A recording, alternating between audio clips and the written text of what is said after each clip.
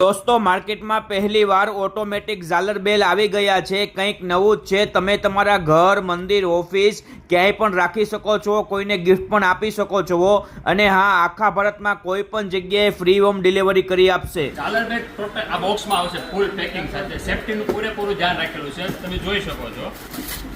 Adapter આવશે, app bracket આવશે દિવાલમાં લગાવવા માટેના, એની સાથે સાથે આખું બેગ પેકિંગની અંદર કમ્પ્લીટલી આવશે।